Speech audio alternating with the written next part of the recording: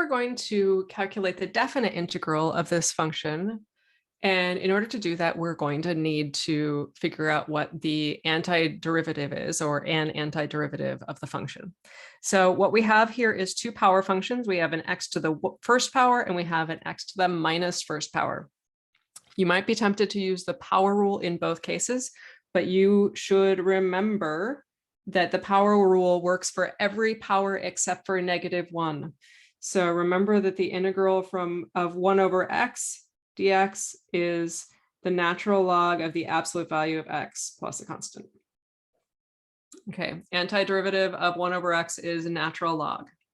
Okay, so in this case, we're going to, I'm going to find an antiderivative. I have x to the first power here. I'm going to pull out that 1/2 multiplier to just deal with the power. So I bump up that x to the first power to an x to the second power, and I'm going to divide by the 2, or in other words, multiply by 1/4.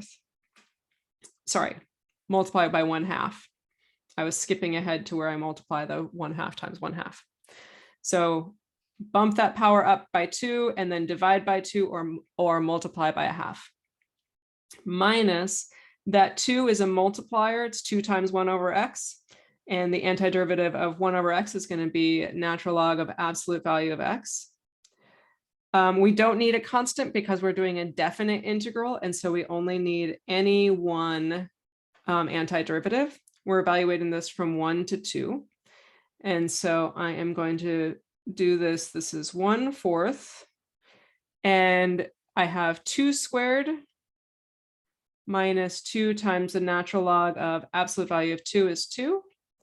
And then subtract off this function evaluated at 1. So there's 1/4 of 1 squared minus 2 times the natural log of absolute value of 1 is 1.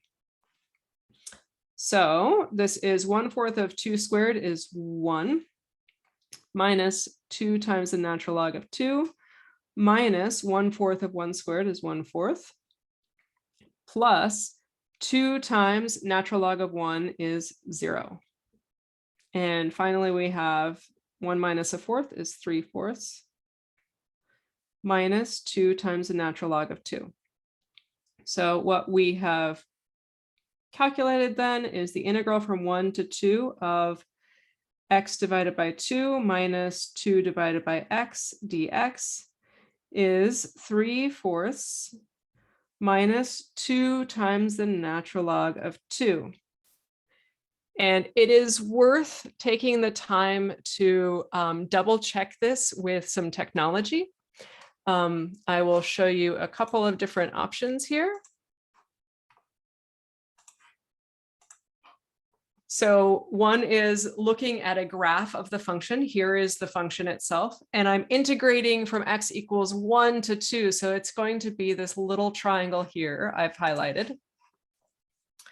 And one of the things you should expect is that the integral should be a negative number.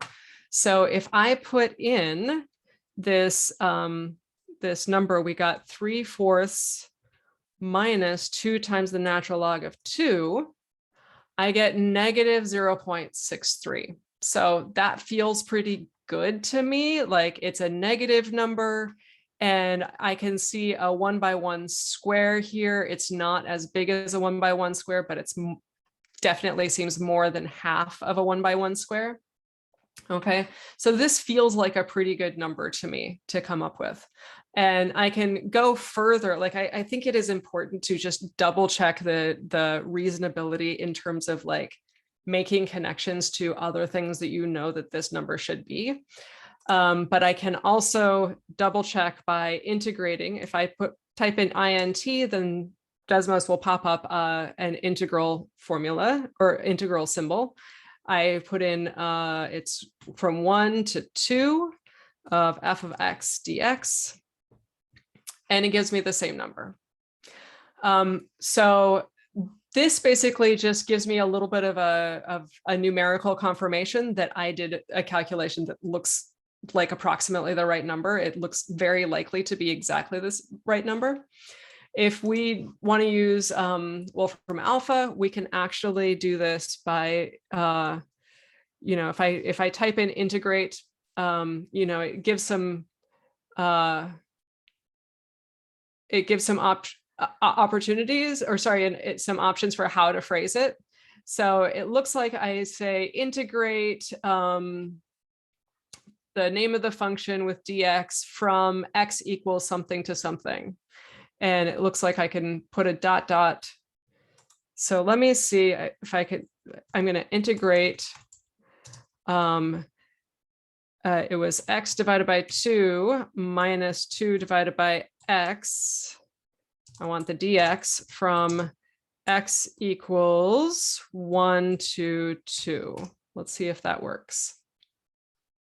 That looks like the right integral, and it's 3/4 minus log of 4. So you might be a little bit thrown off by the word log, where we said it's the natural logarithm. Over here, it shows us like they use this notation log of x as the natural logarithm. This is a fairly common thing in the sciences, that log is the notation used for the natural logarithm. It's kind of only in math contexts where they use the ln notation for natural logarithm, and where we have that log is reserved for base 10 log. So that's the thing to be aware of.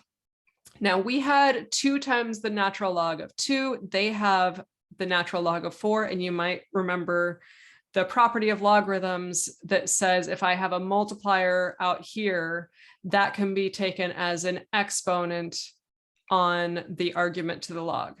So 2 times the natural log of 2 is the same as the natural log of 4. Okay, so they're getting the same answer as us symbolically. And also here's the decimal approximation, which looks like our decimal approximation as well. Okay, so there's a couple ways to check that what you actually have is the calculation that we did gave us a reasonable result.